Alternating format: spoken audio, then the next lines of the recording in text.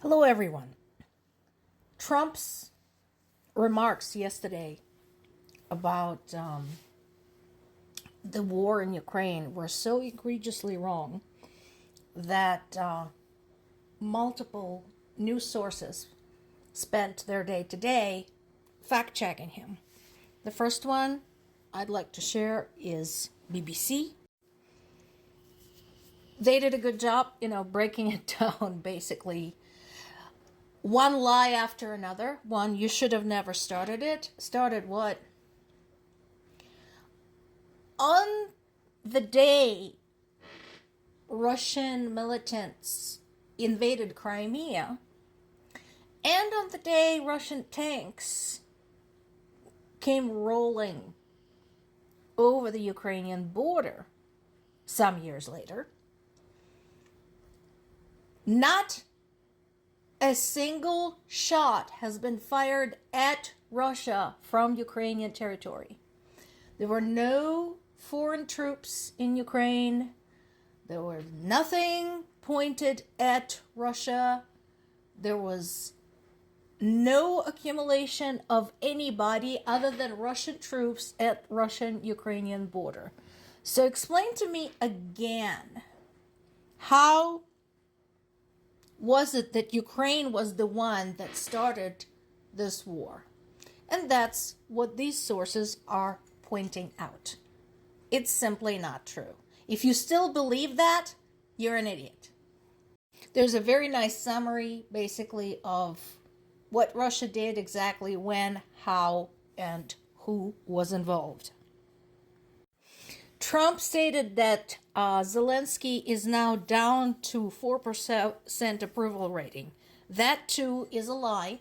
His approval rating is actually 57% at this time. And again, I don't like Zelensky for a variety of reasons. I watched his career for some time now, for many years. And personally, I don't like him as a leader. But that's beside the point. I don't go out there spewing lies about his approval rating and talking about shit I don't know anything about. Trump should be watching his own approval ratings for that matter. Because according to the Gallup polls from 2 hours ago, Trump's approval rating is currently at 45%, lower than Zelensky. What's the matter? Jealous? The last election held in Ukraine was in 2019. There hasn't been one since then because there is a war on. And in addition to martial law, there's also the problem of safety. How do you guarantee that millions of Ukrainians going to the polling places is not going to turn into a slaughter of Ukrainians as Russians target those places? Because we already know there's plenty of evidence of Russians targeting literally everything. Hospitals, cancer wards, maternity wards, kindergartens, schools.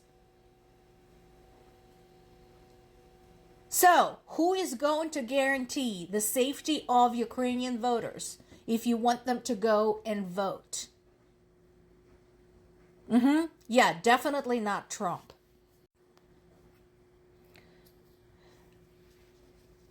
Multiple foreign affairs sections of multiple news sources basically, brought this up, that Trump's engagement in victim blaming is much like basically telling a rape victim that it was their own fault, they shouldn't have been in that place at that time wearing the skirt of that length and too much makeup. Also, Trump mocked Zelensky for being outraged that he was not even included, not even invited to this first round of talks in Saudi Arabia, saying that Zelensky should have ended this 3 years ago. Excuse me? That's what they have been trying to do this entire time. That's what Ukrainian people have been trying to do this entire time over the last 3 years, is end this war by fighting it. which is more than we can say about anybody else. Understandably, a lot of the European leaders were rather flabbergasted by this statement, but I would like to point out to them, guys, you've seen Trump 1.0. This is Trump 2.0, new and improved. Worse than ever. Why are you so surprised? Get your shit together. The resistance to Russia is now on your shoulders. I don't like it either. But with this attitude, Trump is basically a Russia ally. Yes, it is a terrifying perspective, but that's where we are. Another good summary, another good fact check and summary is on the Guardian website, if you are preferring that. Once again, talking about who started the war and how it happened. Now, there's something that appears in the Guardian summary that is not on the BBC side, and that is the question of aid. As in, how much?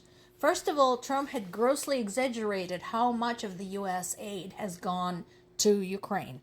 Second, he is misrepresenting how much Europe is contributing.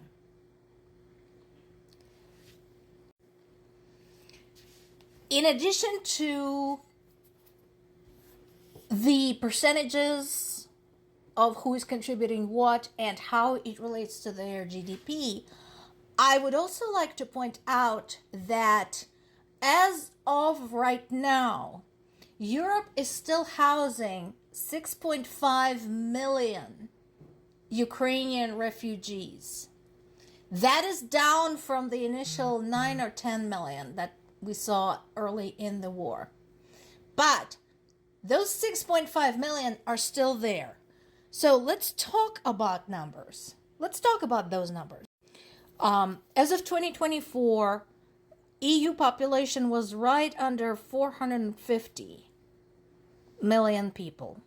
So a bit larger than the US.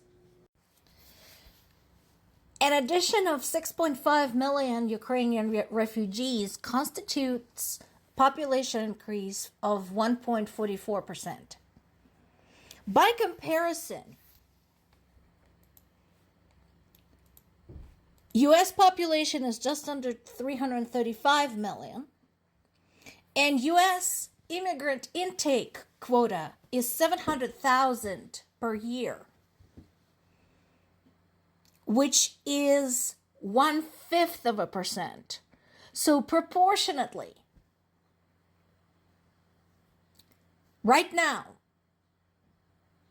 EU is housing 7 times as many immigrants as US accepts per year.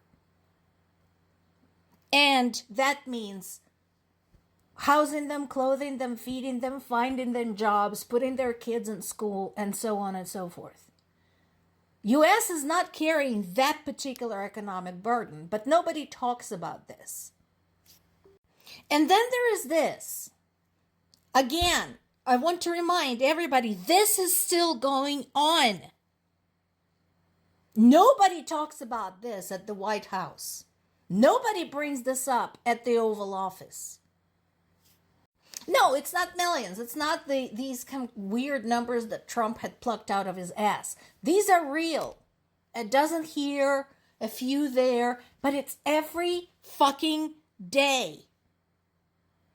Every day. Ukrainian civilians died. What have they done to deserve this? Why doesn't anybody talk about that?